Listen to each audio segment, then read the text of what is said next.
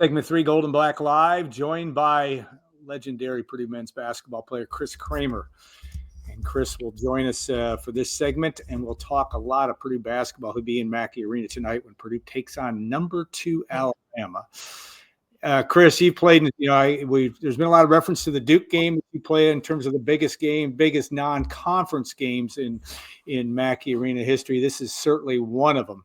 Hard to minimize that, but to talk about what that feeling is as going into a game like this, and how you view the Boilermakers' opportunity tonight.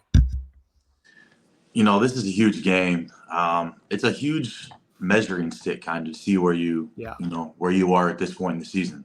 And the great thing about this is it's only going to help Purdue moving forward, win or loss. Hopefully they win. But, they're going to learn a lot about themselves tonight. And I think that's the biggest thing. Games like this against Marquette, some of the tournaments that they played in, especially last year, all of those games that they had really helped them late in the season, especially the NCAA tournament. And, this game is no different.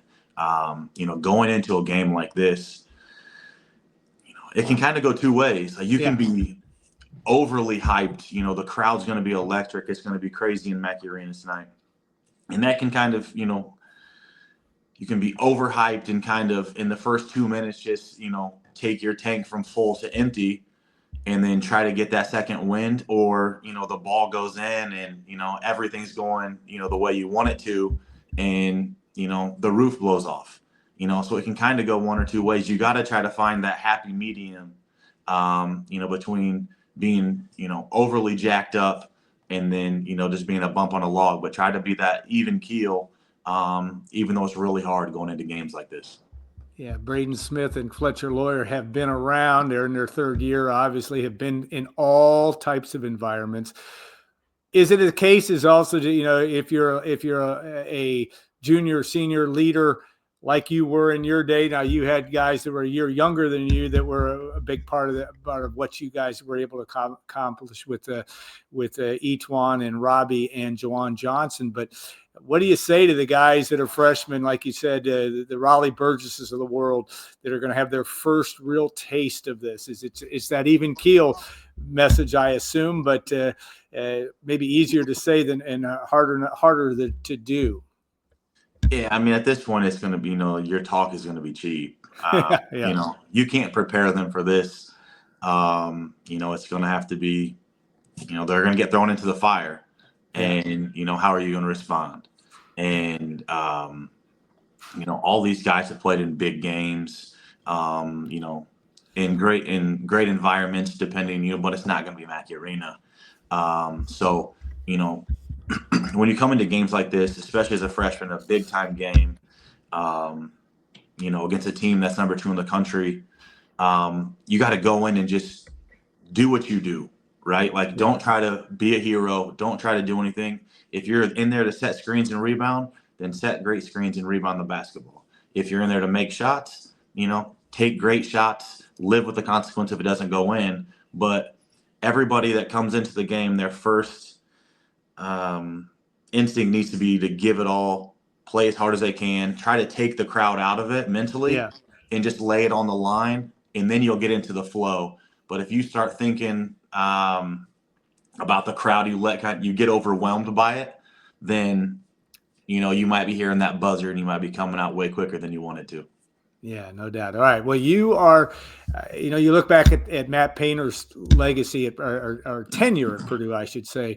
Nobody played a bigger part in that growth after in your freshman year, you lead a team, team to the NCAA, get Matt to his first NCAA appearance. But talk about now the evolution of this program. It's in a different place than it was when you first got there, but you were so responsible for changing that culture. But talk about how you see that program under Coach Matt Painter and how he's evolved as a head coach over time. It's crazy, to be honest. All the stuff that we used to do, they definitely don't do anymore. Yeah. But that's kind of how the games, evolved and Coach Painter's evolved. So it's been really cool to watch, even though I'm a little bit salty on this side of it now. Yeah. But no, it's been really great to see. When I came in, with Coach Painter is, that first recruiting class, we were not very good. But we were able to kind of get in the NCAA tournament and get the ball rolling. And then, we passed the baton, and, the baton kept getting passed. There was a couple lull years there in between, in like the teens. But, where they are now is crazy. And it's all credit to Coach Painter and his staff. I think he does a great job of delegating responsibilities and putting trust into everyone and letting them kind of flourish in their roles while still, obviously being the head coach. His evolution offensively is amazing. The sets they run are incredible. Talk about the play to end the half last game against Yale. Like a pistol kick ahead, a fake handoff, knowing that Braden wasn't going to, gain a lot of attention, in a Fletcher 3. Just little wrinkles in all of these plays that he has. It's been really awesome to watch, and he's recruited amazing. I love that he doesn't care what people are ranked. He recruits for the fit instead of, the ranking. And, he's proved a bunch of people wrong by how people's careers have went, where people have played, after Purdue. So, the evolution of Coach Painter and the evolution of this program to where they were now, and, with Zach last year where he took them, has been truly remarkable and just amazing to watch. Yeah, it's all about being able to adjust and change the times. He's done that, but never compromise his principles as a coach. That is certainly clear. All right, you had a couple of experiences playing Alabama, different situations, but still, the game, I believe it would have been your junior year there in Alabama. You guys got out to a big lead and then got way behind, and Valley back from a 16-point deficit, as I think, if I looked it up this morning. You had a big part of that. What do you remember from that game? Because you guys were dead in the water in the midway mark of the second half, it appeared, down in Tuscaloosa. I remember, I think Mark Ingram. Won the Heisman, right? Called the Heisman that night. And it was electric in there. Their student section had pictures of guys from like Halloween, and I mean they had everything. They were ready. We did play pretty well at the beginning, and then the wheels kind of fell off, and luckily we were able to, through defense, we were able to get back into the game and come back and win. Was able to get 3 or 4 steals, I think, late in that second half to kind of push us, and then other guys made a bunch of plays as well. It reminds me of that Jimmy Dykes quote. I think it was bigger than you, faster than you, quicker than you, wants it more than you, I think is what he said. After the last steal to kind of like secure the game. Which is really cool as somebody that's listened to Jimmy bunch. But that was an amazing game. It was a great atmosphere. But it all starts, and it's going to start like that tonight. It's got to be defense, right? Like defense is going to, we got to be able to keep them out of the paint. We got to guard the 3, and then we got to get the basketball. The way we play defense, when I played, the way they play defense now is, a little bit different, but, those 3 things are all going to be the same. And certainly rebounding a key too. And obviously Braden Smith does a great job as a guard rebounding, as you did.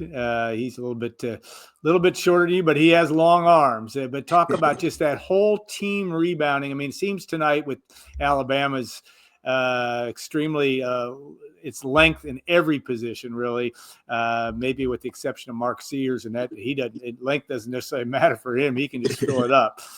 Talk about that in terms of just that tenacity of, again, the rebounding and getting in the flow of that. Yeah, they're averaging, I think, 13 more rebounds a game than us. We're giving up an average of 11 offensive rebounds a game. Can't do that. That's a huge stat in this game.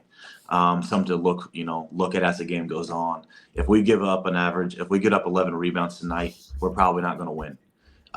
those offensive rebounds are going to be easy putbacks or fouls for Alabama, or the best shot in basketball, kick out three. The last thing we need is, say we have Mark Sears under control, an offensive rebound, wide open three, really get some confidence and get going. That's what we need. So, it's got to be a rebound by committee.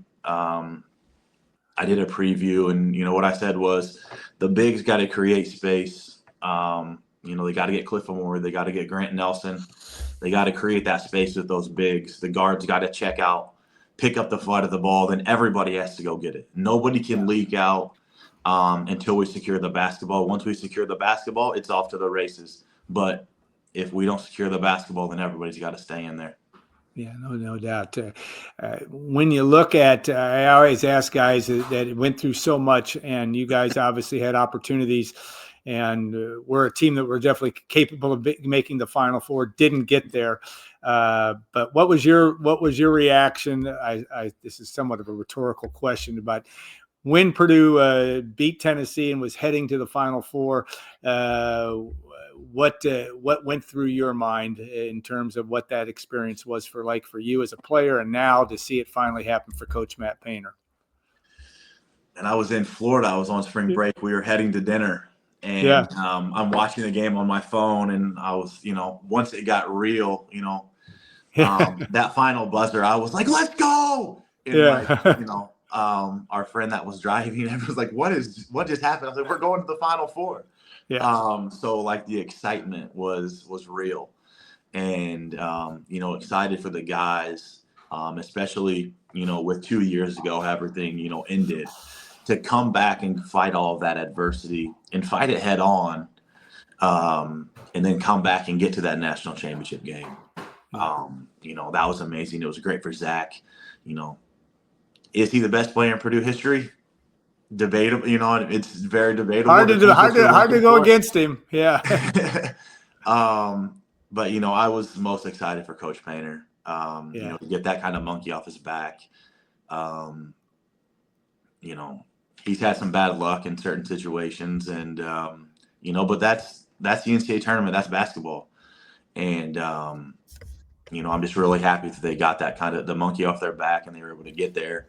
But I hope it's not forever again. Yeah. I think he's on the right path. He's got the right coaches around him, recruiting the right players, and hopefully it's a thing that we can get kind of accustomed to. Yeah, no doubt. When you evaluate, and obviously still stay very close to the game, and we'll talk about some of the ways that you do that as well. But Jakari Harris, CJ Cox, really interesting young guys. You were at that age once, and again in a starting role as a true freshman. Who will ever forget the shot from the knees against Arizona in the NCAA tournament? My children won't. We know we were on a spring break trip when that happened. But talk about those two guys and what you see out of them. They seem to be – they're cut a little bit out of the Chris Kramer cloth in terms of their desire to play defense from the get-go. But what do you see from both those guys? Yeah, I think, they are definitely cut from that same cloth. And, it's very refreshing. I love watching those guys play. They're very aggressive defensively. But, they have some room to make some strides as well. I think last game, with Jakari just, chasing off the ball. I forget the guy's name from Yale, the lefty that was just an assassin. Just call him the Greek assassin. Yeah. I can never pronounce the name, but he was terrific. Yes, they were a good team. He was hitting some unreal shots, but, just losing some, separation and things like that. And those are all be things that come with time and experience. But for them, especially, CJ, when he gets in and he's picking up full court, he's right there, getting some easy steals. If we can jam the basketball and stop the basketball at the point of the throw in, it's going to help our defense. We're going to take time off the clock. Their point guard's going to get worn out, and it's just going to help us through the long haul of the game. But those guys have been terrific so far. CJ can really shoot the basketball. Got a great pull up. It looks pretty when he shoots it. Yeah. So you think it's going in. Hit some big free throws last game late too. So those guys have been amazing. And I'm excited to watch the evolution as they continue to grow and, grow into their roles on, this team and, start to show more offensively as well. Yeah, you're going to take it is without Ross-Ade in there, and obviously with Daniel Jacobson's injury, this team is still has a lot of really good pieces, and there's no doubt that tonight will be a great barometer in terms of that. All right, I want to ask a little bit about your day job, but also some of the work that you're doing online too, because there's a way that folks can get your opinion and what's going on with Purdue basketball. Yeah, so I work for Elios Hospice. It's a local hospice company here in Fort Wayne. I do kind of business development, customer service. So I build the relationships or maintain the relationships that we have with nursing facilities, assisted livings, and then I follow up and make sure that we're doing everything we're supposed to do. So that's my day job. But I host basketball camps in the summer. Yeah. Sophie, our oldest daughter, is getting to the point where. Whoa. Oh, sorry. I lost you there for a second. Fire back. You got about Sophie. Go ahead. Yeah. So my oldest daughter is getting to the point where she's starting to play some games and stuff. So, going to start coaching there. And then, I'm always, active on X, I guess, during games, point out my opinion on things and what we could do better. So, that's one way that I stay around the game as well. Yeah, it's a lot of fun to watch, and nobody knows basketball better. A homegrown Huntington legend, but also it's in your blood, and you knew it when you saw it, and you lived it for all those years, and that's a big thing. And you have two children, or just one at this point? Yeah, I have two girls right now. And we're weeks away from having another girl, so I'll be 3 girls. Yep. That's some form of revenge for you, I think. But how exciting is that? And I'm sure you'll be. And I know that you're a good dad, but also that dad coach thing is always going to be an interesting dynamic, I'm sure. So, what time are you getting in the car to come down today? And will you get down there early enough to be able to talk to some folks before the game? Yeah, we're leaving about 3:30, I think. Yeah. I mean, when Sophie gets back from school, and then we'll get ready and we'll head down there. So. That'll probably put us there. It's probably 2.5 hours or so. So we'll probably get there around 6, but we'll grab a quick bite and then we'll head to the arena and try to get there and, get ready. So I'm very excited about this opportunity for the Boilers tonight, and hopefully they can get it done. Yeah, nothing like the environment in Mackey Arena, nothing like the anticipation of it when you get in that building. Again, you've been on both sides of it, but a lot of fun. Chris, thanks so much for your time. We enjoyed the interview so much, and always great to get your perspective. If Purdue can play defensively like you did and your teammates did back in 2009 and 2010, it may be a special night in Mackey Arena, but it will not be an easy one, that's for sure. So thanks again.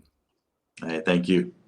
All right. I want to thank State Farm agent. Trent is myagent.com. We appreciate him and their sponsorship, and Triple X on the Hill, but on the level of Purdue tradition since 1929. I'm going to guess Chris has been there a time or two during his college days, but they're not open 24 hours anymore, Chris, but you're good from that standpoint, but we appreciate that. Want to also remind you, we'll have a show next week. It'll be game day. Purdue football will be at Michigan State, but we'll have a show next week as well.